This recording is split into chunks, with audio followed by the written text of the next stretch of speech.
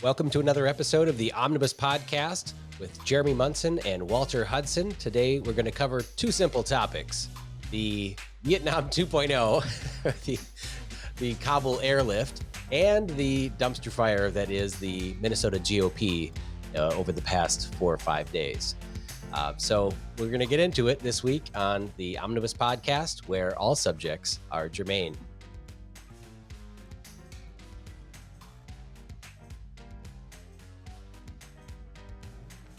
So, Walter, I want to jump right into what happened with the Minnesota GOP and why this issue is so important for people to follow along.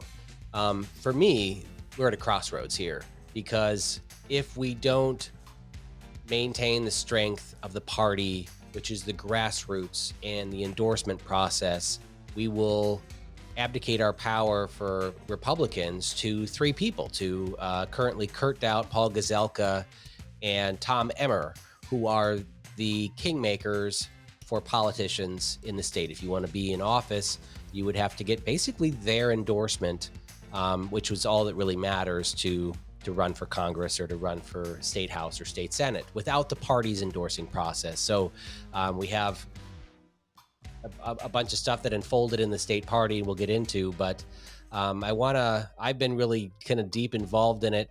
And we haven't really talked before we just jumped on the air together. So you want to run through what you've learned and kind of where you're at on this? Oh man, I mean, where do you start, right? I mean, we've got ourselves our own Minnesota miniature version of Jeffrey Epstein in the form of this. I can't even pronounce his name. Is it Anton Lazzaro or something like that? Anton Lazzaro. We can call him Tony Lazzaro, because that's what I Tony guess Lazzaro. everybody is referring to him as. So So Tony we've Lazzaro. so so we've got our own mini me of Jeffrey Epstein, complete with his female accomplice, who it turns out was the chair of the college Republicans for St. Thomas, which is embarrassing for all institutions concerned. Um, and just turns out that he had a podcast with the current chair of the Minnesota Republican Party, Jennifer Carnahan. He was intimately tied in with campaigns and party operations. He was something of a. I mean, you knew who he was before this. I didn't, but apparently he was right up there with all of the kingmakers in terms of determining the direction of Republican politics in Minnesota. And it turns out he's a pedo, allegedly, and involved in child sex trafficking.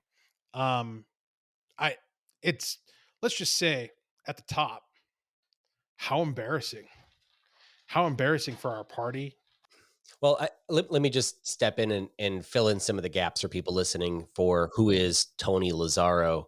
Um, from what I've learned, Jennifer Carnahan and Tony were friends when she used to live in Los Angeles. So before she moved back to Minnesota, she was friends with Tony out in LA. I don't know if it was when they were working in the sports industry or whatever, but when she moved back here, she was living downtown, and Tony moved to Minneapolis. They reunited and were friends, and it was Tony that convinced Jennifer to run for Senate, to get involved in politics, and when her Senate campaign failed, to run for chair, and he kind of financed everything. Tony would tell you that he makes his money in Bitcoin or other stuff. He was pretty vague. I've met him at a few fundraisers, and I get this ugly feeling when I talk to him. Not that he was a pedo, but that I used to live in Hollywood, and you get around people that are arrogant, flaunt their money around, and name drop all the time about people they know because it's very fake.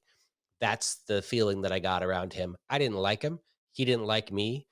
We were Facebook friends, but I basically continually trolled him on Facebook every time he would post a picture of his Ferrari getting loaded in the semi to go winter in LA, or how he would rent private rail cars or take private jets or spend $90 getting donuts delivered to his apartment downtown. I would just remind him that he lives in a, shithole downtown. And why would you want to live there with roaming gangs and violence? And so, I just kind of criticized him because people in Minnesota don't like to flaunt their money, and they don't like condescending people from LA. It's a different culture. Yeah. I mean, and it's not that we don't appreciate wealth and we don't appreciate having a good time and enjoying life, but there's a certain decorum and at least veneer of humility that one is expected to have in the culture of Minnesota Nice. That's right. So he became a very close, trusted advisor and confidant to Jennifer Carnahan. And when she won her race as chair of the party, he was right by her side. She brought him into the party. And of course, he had tons of money. So he became a good donor for her, for the party, and for campaigns that she chose that he get involved with.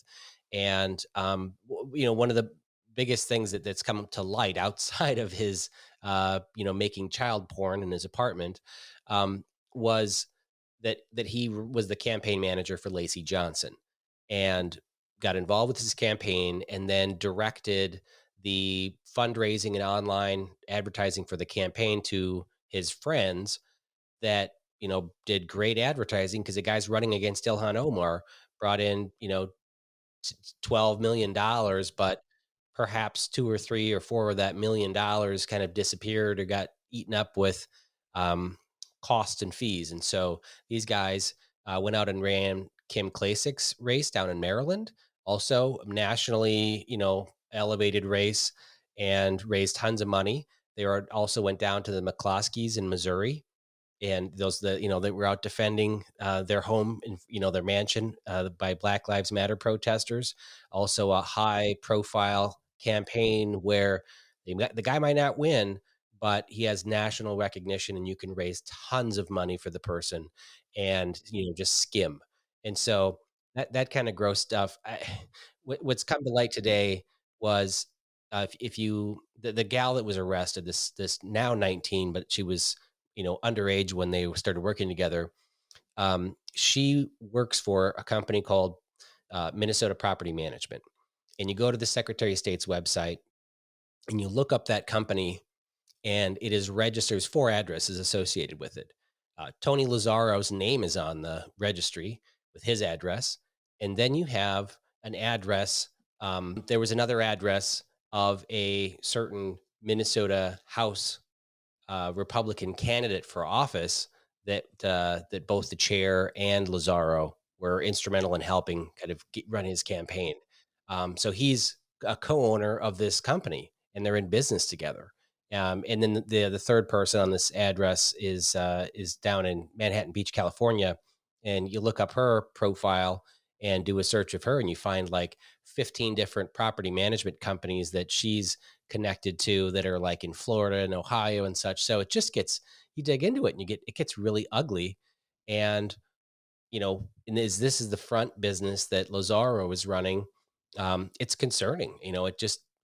Basically when this stuff bubbles up, and this is it's evidence that comes forward, but we don't know what it means.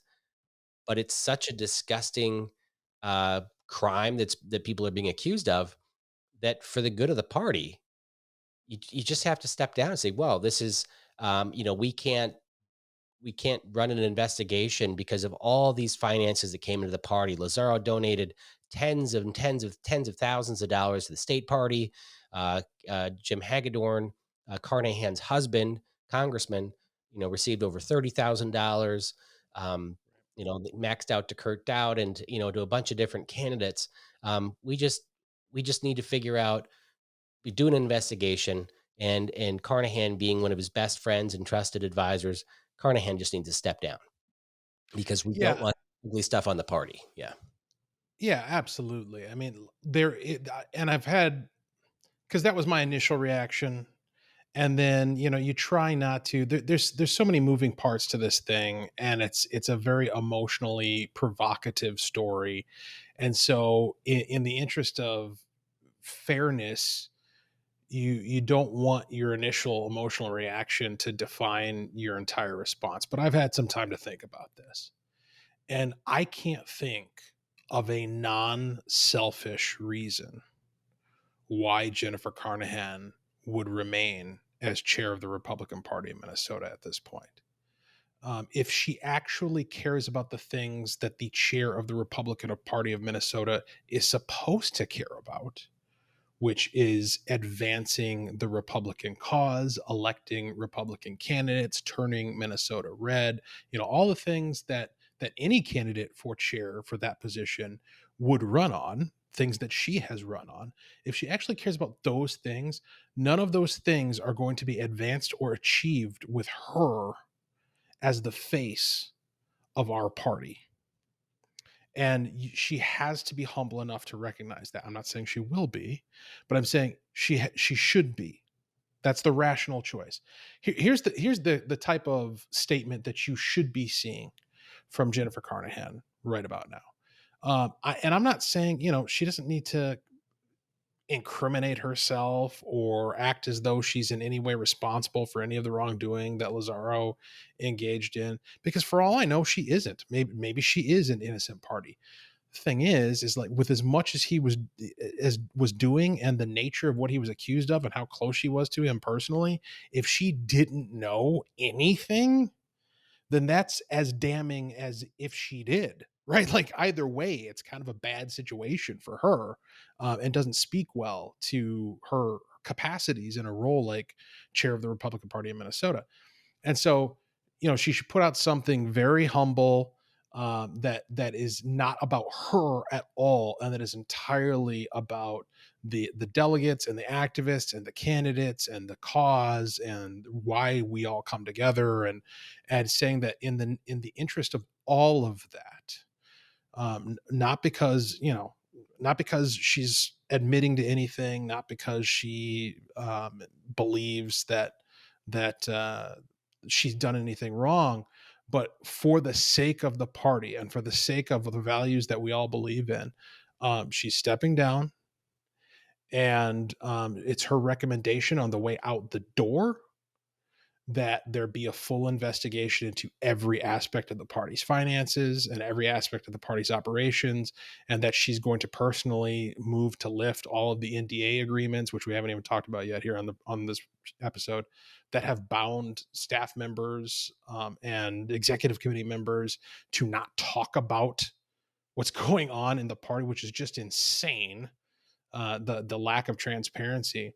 Um, and of course, none of this is going to happen. I'm saying this is the stuff that should happen.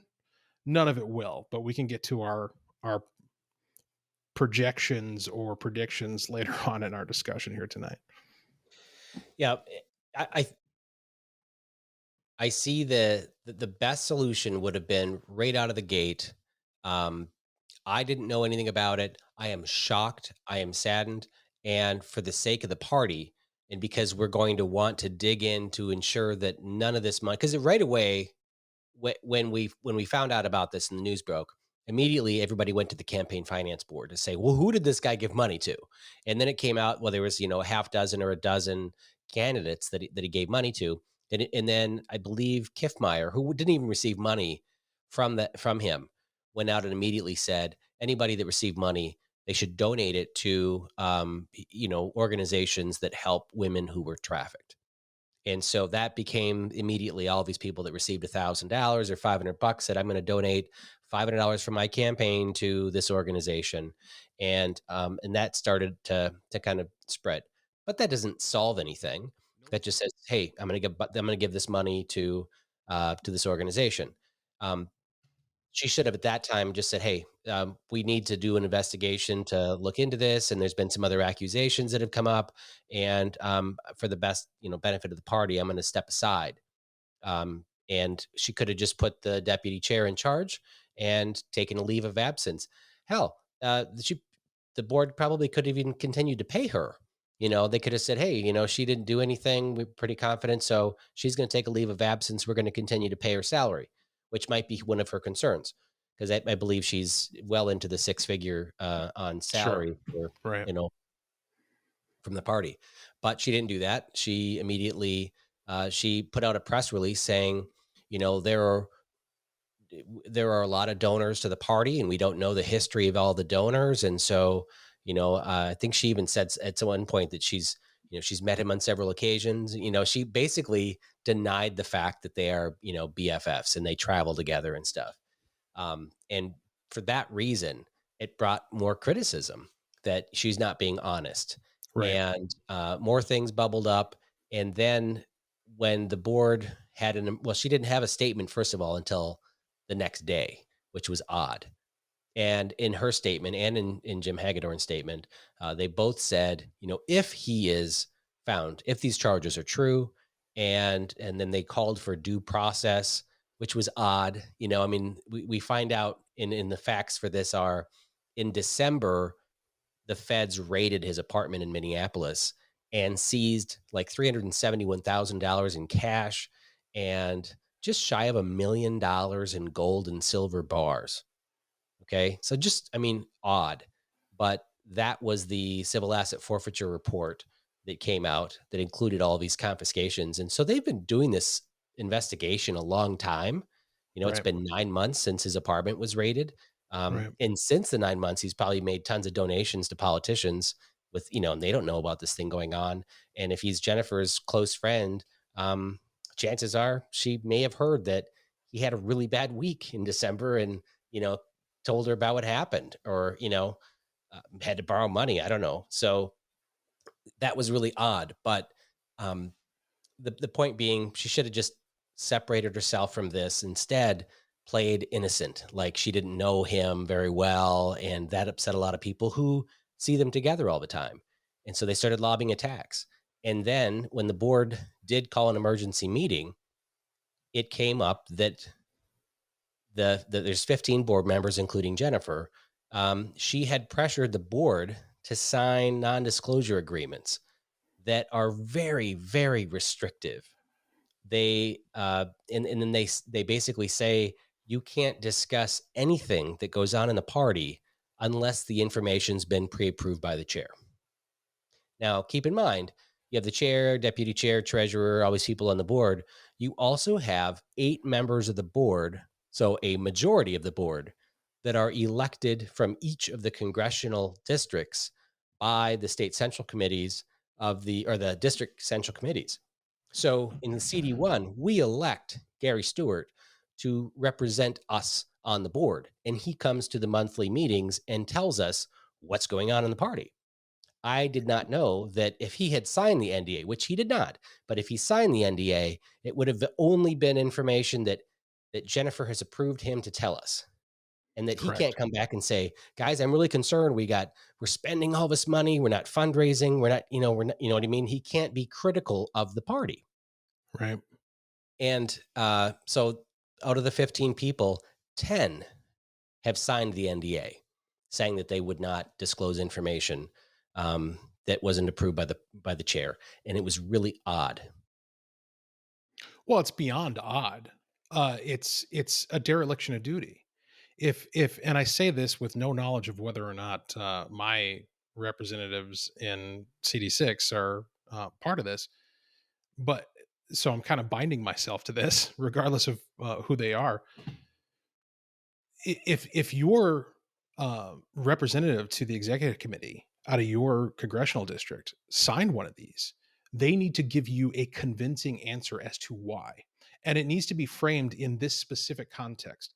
How did signing that advance the interests of the activists, donors, campaign workers, and voters of the Republican Party in Minnesota? How does keeping secrets from those people advance the interests of those people? That's the question that they need to answer. What possible reason could you have had to sign this?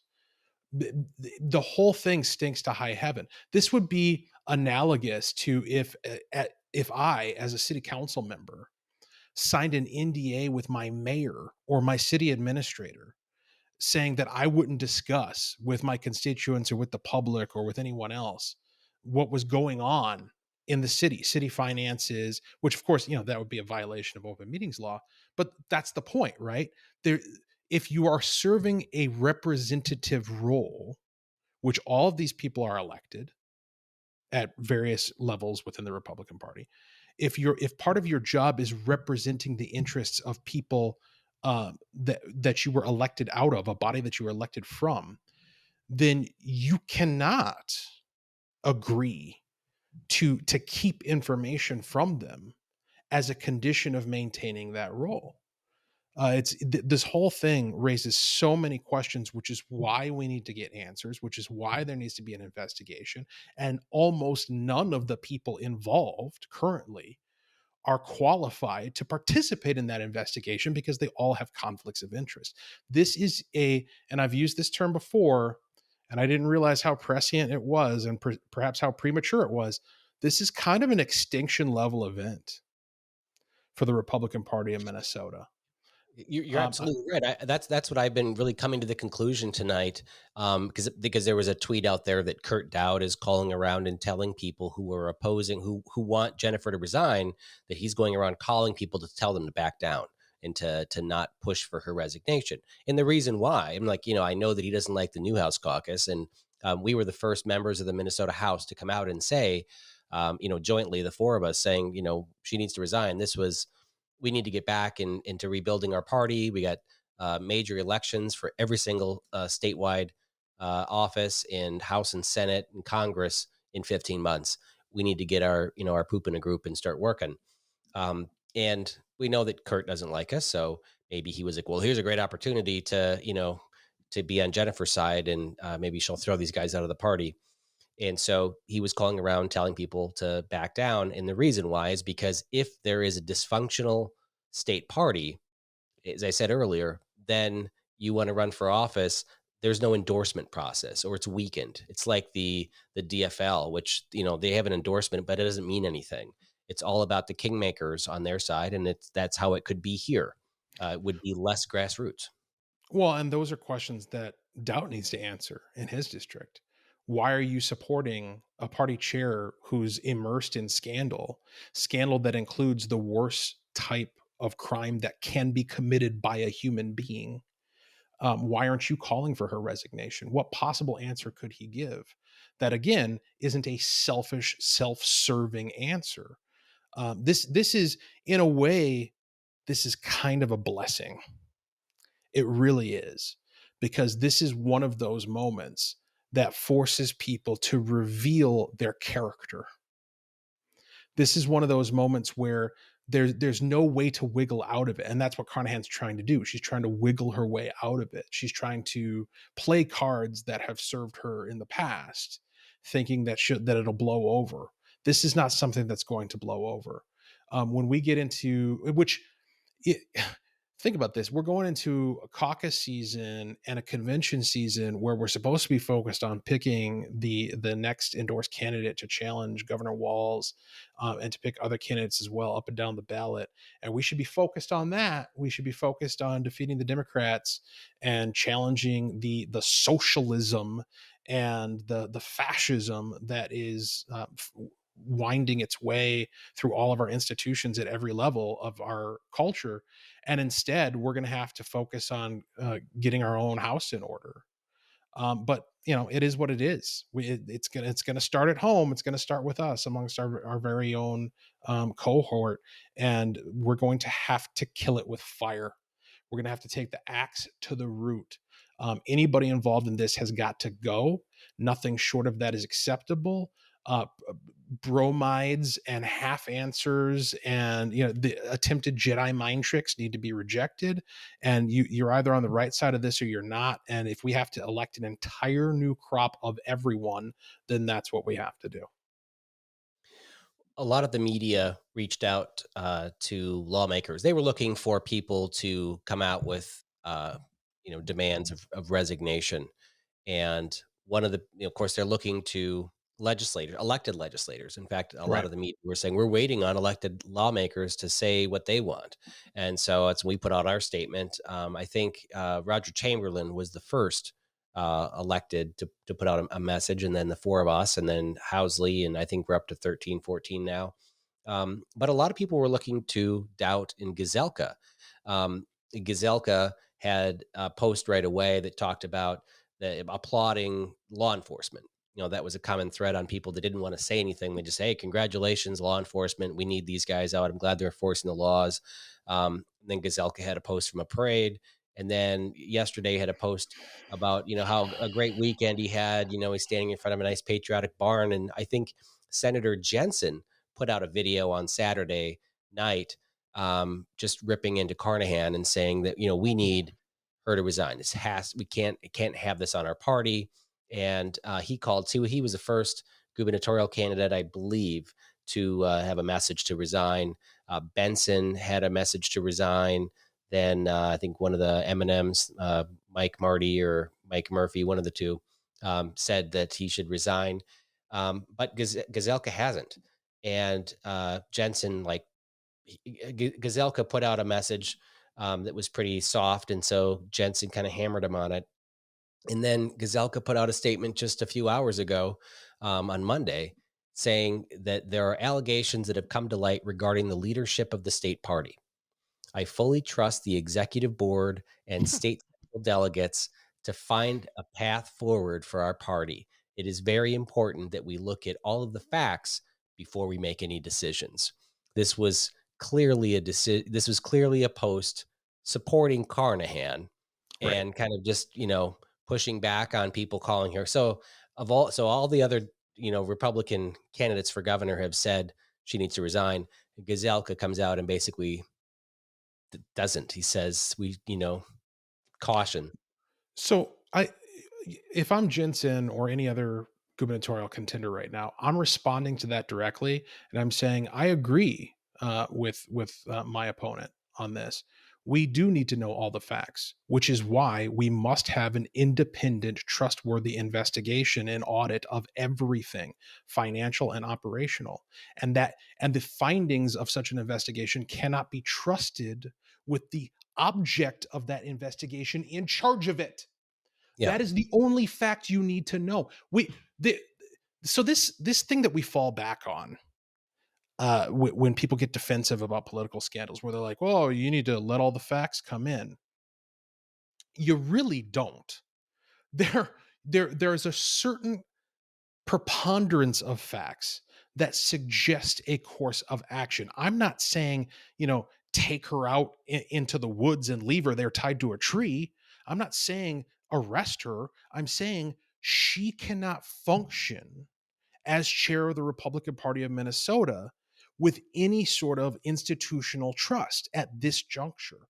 That is, the facts support that position. That is an easy position to take. If you are not taking that position, then that tells me that you are basing your judgment on something other than the presented facts. Well, and that's important because a lot of people have accused us of, or even Carnahan has come out and said, well, you're just saying guilt by association. Well, it's, No. I mean, look, we're not saying that you need to go to jail. We're Right. just saying that you can't be leading the party right now. You Right. need to go take a break, take a time out, and you can come back and try to run again. But from now until the election next year, we need someone steady at the helm. And you've shown us not just through this, Lazzaro choice to have as your close confidant and bringing in the party. What's Right. come to light with the non-disclosure agreements that she's been through, I don't know, like six. I mean, she's been through a ton of staff, more than any other, previous chair that I can remember, and so much turnover. There's been tons of rumors of toxic management, and then we hear about sexual harassment claims. Now, a single sexual harassment claim, and we talked about this on a couple shows ago Yep. within the DFL Senate, one sexual harassment claim, which you said might have been somebody asking someone out twice, Sure. that went unanswered, could lead to the leader of the DFL Senate resigning Right. because Right. of that. Okay, she's not. I mean, they just don't want her in leadership over that. Now, on the Republican side, under Carnahan, we had multiple sexual harassment accusations, sexual abuse, and now there's two rumors of a rape by a Minnesota MNGOP employee. Is that the Uh, Georgia story? there's the Georgia story. There's also one that came out today that an executive director or a political director of the party raped someone. Same guy Again, or these different guys? different person. Oh my So, good lord. so this is and these are accusations, but Right. it is coming to light, and there are more and more questions. Stuff is swirling, and of course, there's been a lot of people that were released from the party who were pressured to sign NDA, non-disclosure Correct. agreements, some Right. with compensation. And the board met on Saturday or on Sunday night and voted, I believe it was 8-6, to to release everybody from their uh, agreement. Is that binding? Is that effective right now? Well, it's questionable, but if I was under an NDA, I would be talking right now because right after the meeting, somebody said, "Well, I think we should vote on Thursday to put it back in place." Like, you can't do that. You can't say that Well, you're well, but between this Bible. between this recording and Thursday, we're going to be recording an episode of the Bella D'Angelo show, and we're going to have a special guest who signed one of these NDAs, and she's going to be talking. So there you go. Yeah, so I mean, based on what has been posted online and stuff, I mean, it'd be pretty hard to go out and sue someone, especially if now I'm not a lawyer. But I would say if you sign an NDA, it means that you're protecting trade secrets, you're protecting Right. data, right? I've signed NDAs with the state party when I get the data agreement and they give me a list of Right. the delegates that it says, you can't disclose this to other people, and it's a non-disclosure agreement, but restrictive. It never prevents you from reporting a crime, which is what I think people were under the belief that they can't talk about anything. So Or offering your opinion about party operations. I mean, again, the people who we elect as convention delegates to be represented our representatives on the state executive committee, their function is to represent us on that committee in leadership of the state party. They can't do that if they are legally barred from discussing the business of the state party and not being honest about their own perceptions and opinions regarding the business of the state party. I mean, they are literally, by signing those, they are functionally reneging on their responsibility to be the representatives that they were elected to be. I mean, that is scandalous too. I mean, isn't limited to Jennifer Carnahan. The notion that, oh, we're just all piling on and picking on Jennifer. This is a culture of corruption that she has formulated, but that other people have participated in and fostered. And that's the thing, is like these arguments that Carnahan and Gazelka and Doubt and others are making about giving her the benefit of the doubt and waiting until all the facts come in and this, that, and the other thing. It would be significantly easier to do that, because I don't want to. I have no desire. I've had a couple conversations here and there with Jennifer. It turns out she went to high school with my sister-in-law.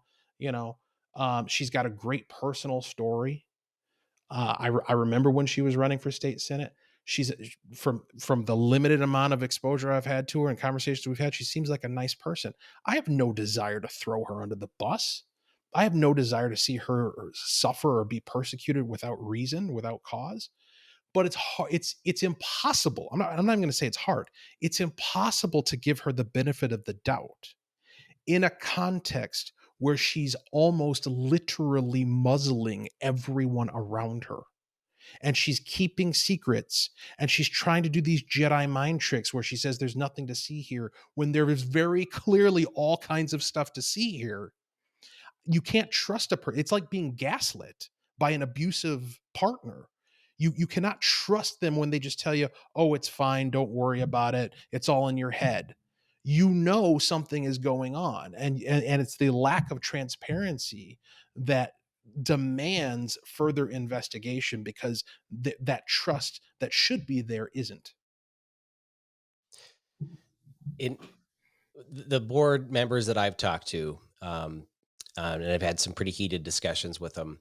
They brought up a lot of questions that they've had about Jennifer for not just this, since she was elected in April, but before when she was chair, right? Jennifer was elected in 2017, I believe, and then re-elected again. No, it would have been 20 yeah 20 yeah 2017, then 2019, and then 2021 again. So this is her third term, and throughout those terms there's been a lot of questionable stuff she's done that a lot of people around her have remembered. And so she had a tough reelection this year, Mark Haran ran a good campaign. There was a lot of accusations that she was, restricting people running for delegates because she was running all those online conventions. Right. But she did get 67%, which is what you need 65% to win, and or 60% or something. So she won a majority of the people of the delegates. But there's a lot of people that didn't vote for her, and they out of a lot of concerns. And there's a lot of stuff from her past is being brought up with what bad choices she made. We talked about one, I think, even the last episode or 2 episodes ago, about shutting off my data center access Yep. right before the primary, right? Yep. There was, if you're a delegate out there and you really care about party operations and supporting the endorsement, there's some serious accusations. And there's supposedly evidence coming showing that during the last gubernatorial election, when Jeff Johnson won the endorsement, that Jennifer Carnahan and her team continued to work with Pawlenty behind the scenes because they were convinced Pawlenty was going to win the primary, and they wanted to. They gave him data center access and were working with him, which is a contribution to his campaign that wasn't reported, which breaks campaign finance law, and of course goes against helping Right. the endorsed candidate. You're helping It's the it person that, yeah, let me put the fine point on it. It's the middle finger to every caucus attendee and conventional delegate in the state. that's It's the right. middle finger to you. It's telling you we don't care about you at all. You are nothing. This whole process is a joke. It's all a clown show, and you fell for it. We're the ones who are in charge. You mean nothing. Give us your money. Walk in our parades. Support our candidates, but we don't care about you at all. That's what it says. And it goes back to being the kingmaker, right? I mean, it would put Jennifer Carnahan in the same position as a Tom Emmer, a Kurt Dowd, or a Paul Gazelka. That if you want to run for office, you need to kiss the ring. Right. Um, as opposed to, the party is supposed to be a grassroots organization. It doesn't matter who the chair is, right? They just kind of run the structure of the party and hire and fire people and run a convention. You shouldn't have to bow down to this person. And that's what, if she was out supporting Pawlenty, and while Jeff Johnson was the endorsed candidate, that is a serious issue. And I mean, in the grand scheme of things, it's not worse than sex trafficking, but we're not accusing her of being involved with this. It's just that Anton Lazzaro brought this to light, questioned things, and now everything else is coming out. The getting rid of the NDAs is now bringing forward a lot more information from people. Here's why it's relevant. Here's why it's relevant to Lazaro and what he's been accused of doing. Corruption attracts corruption. If you're the type of person who is willing to step up and pledge your sacred honor to the task of representing caucus attendees and convention delegates and Republican voters in the state, and they endorse a candidate, whether it's you in your district or Jeff Johnson for governor, and then you take action in bad faith to counter the express will of those people who gave you your job and are literally paying your mortgage and all of your bills and providing you with a living in order to represent them. If that's the type of person you are, then you are going to attract other people who are also like you. And some of those people might have turned their predilection towards abuse up a few notches, and you don't get to control that. When you're not running a clean operation, when you're not steering a ship on a straight course that is taking you to a predefined destination, then you are going to create a culture in which other people who have ill intentions and bad motives can thrive. And it sounds like that's what happened here. It sounds like she attracted a personality in Lazzaro, or perhaps it was the other way around from the story you tell about him recruiting her to run for state senate, in which there was an opportunity seen to take hold of a powerful institution in Minnesota politics, the Republican Party, and leverage it for personal enrichment, personal advancement, and the fulfillment of whims, including criminal whims. That's what we're looking at. It is a form of abuse which goes back to the gaslighting analysis. Abusers try to convince you that you're crazy for recognizing their abuse. As a lot of activists have been kind of digging into this, I'm not a big Twitter guy, but I've spent a lot of time on Twitter this past week because that's kind of how you follow breaking news and putting out press releases and stuff. That's where all the media is. I have to give a shout out to Rebecca Brannon because she has been Yes, digging into this. She's been studying this, and she was writing a big expose on the state party corruption that Alpha News didn't want to print, and it's concerning because maybe it involved too many legislators, and Alpha News and the Freedom Club are kind of, they work together, so maybe it got shot down for that reason. But one of the interesting things, everybody starts digging and doing some Google searches on stuff, and it's very well known that Carnahan is a litigious person. She likes to sue people and send people cease and desist orders and restraining orders, all that kind of stuff. And she sent a cease and desist letter to Francesca Zeller, who was I believe she was the executive director or political director for the party, and was kind of run out by Carnahan. And she's filed a bunch of harassment claims against Carnahan before she was booted out of the party. The attorney that was used to send these, these orders to Zeller was Louis Brebo LLP was the law firm, but Derek Lazzaro is the chief information officer of that law firm, who is Anton Lazzaro's brother. So, I mean, it just like there's so many connections to this with Carnahan, and you're like, if he was a close personal advisor. The guy was probably pushing her to use. Oh yeah, my brother they can send out these notices to all these people, and so it's just more, the more we dig into it, the more it comes out, and we just don't like the way it looks. You know what? There was a headline that came out today or yesterday that said Minnesota GOP chair Jennifer Carnahan resigns from the board of Big Brother Big Sisters. So she was immediately, she jumped off that board because they put out a statement talking about how the news with Lazzaro makes them look bad. Right? It's just an image, it's optics. And one of the things that the chair of the party has to do is make the party attractive for donors to trust you with their money, that's right. right? Nobody's going to give the party money if they see that she spent, tens of thousands of dollars in hush money, because she hires staff and can't control them, and they're out, manhandling people or abusing them. Right. That you're not going to get any donations. And the chair herself is paid a six-figure salary. I would guess that she probably spends $100,000 or $150,000 a year in traveling on the party's credit card. Now, it isn't like it's $150,000 in donations, because the state party spends, I don't know, 50, 60, 70. I've even seen 80% of the cost of the money that comes in, they spend in fundraising. Right. Those telemarketers, they charge a ton of money.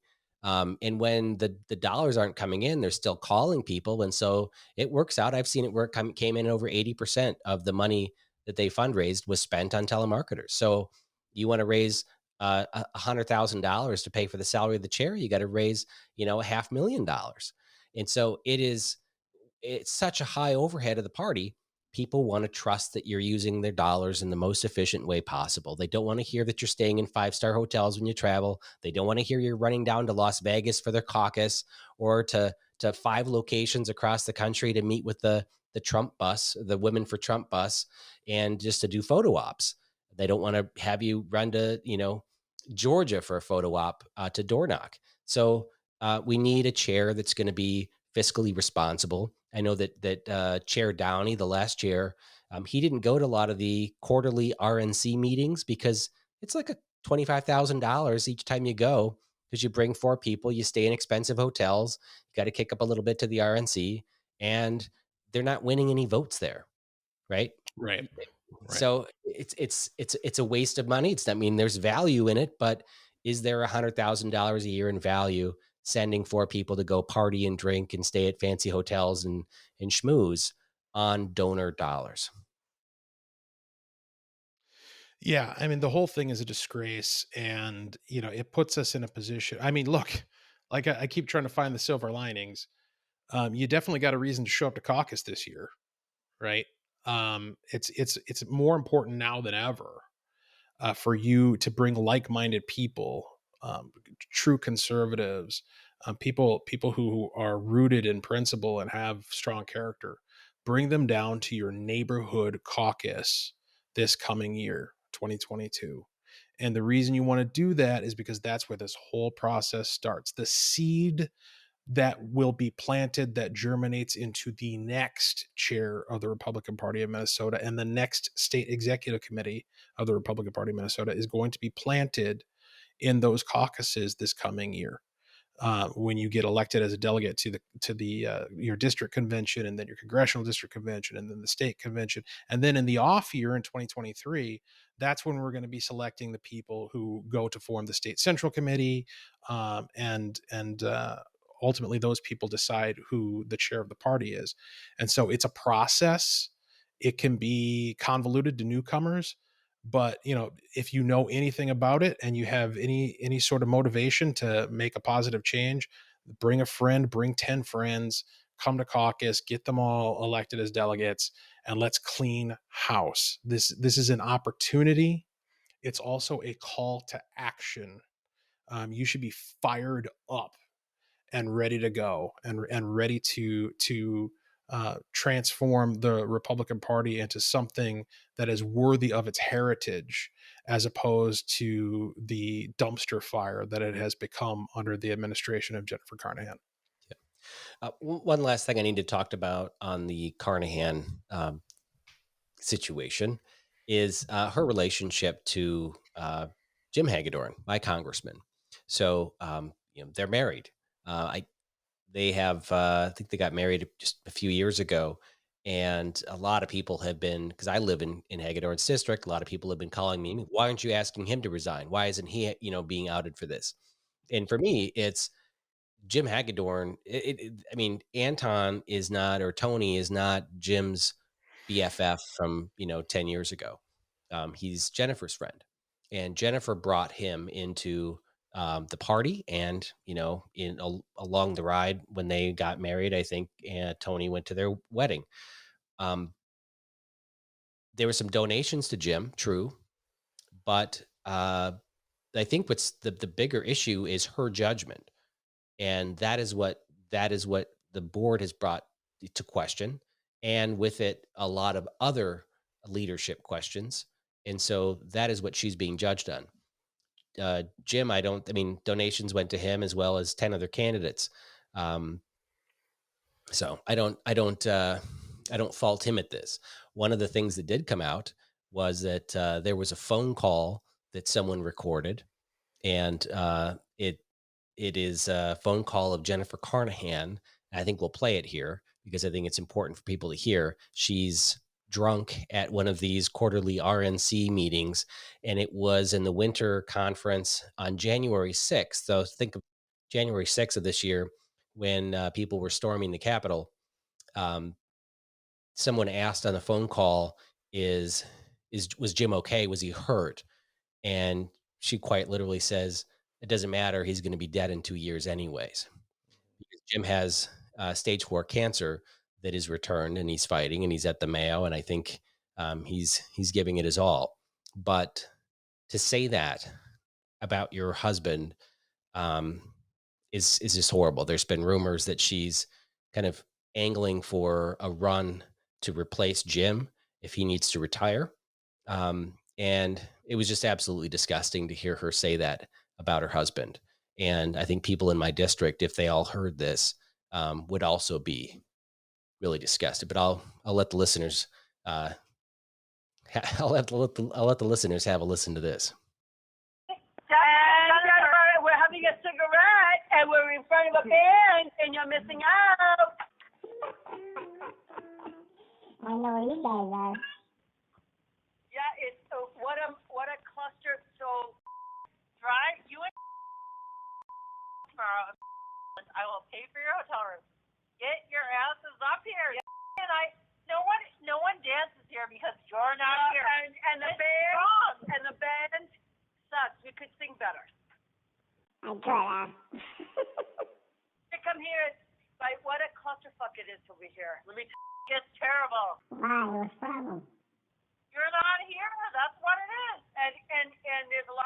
politics going on here, add to the Washington, D.C., add to what Trump's done, add to everything else. It's a complete clusterfuck. Yeah, that does not surprise me. Come up. I will personally pay for your hotel. So Jennifer, beautiful. So Jennifer and I are sitting here in front of the Ritz-Carlton having a cigarette. And we're thinking about you, and we're depressed because you're not here. You could have been here and been with a rich girl, or you could be where you are. And I don't care. Jim's he's gonna die of cancer in 2 years. Seriously. so be it. Yeah. We're standing behind Tommy and Rana. Jennifer, with Jim and the protests that broke into the House today, House chambers, was he overly exposed to people? Yeah. Jim's not gonna be alive 2 years from now, so, and I've always had your back, so it's fine. I don't begrudge.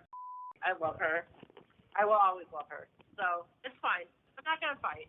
Yeah. By the way, who decided to call you up right now as we're having cigarettes and drinks? So, Walter, what are your thoughts on that? Yeah, listening to that is disturbing to say the least. I'm a little hesitant to judge somebody based on a private phone conversation that they never intended to be public, that has been to some degree excerpted, right? Because you could go back into the text messages or the phone calls of literally anybody and make them look like a monster by taking something out of context and playing it for the entire world. That said, I can't think of a context that would make what Jennifer Carnahan says in that recording okay. I mean, we've all criticized our spouses. I don't know that we've casually wished them dead within a couple of years, especially in the context of them having stage 4 cancer. You can't even make the case that, oh, it's an offhand comment. Spouses make jokes about each other at each other's expense. She doesn't really hope that happens to him. It is happening to him. And it's in that context that she flippantly says what she said. There's very little doubt to give her benefit from. Well, it was really tough to hear, and I have not talked to Jim since this whole thing came about, and I just feel really sorry, sorry for him. And it's a terrible thing to have publicly displayed.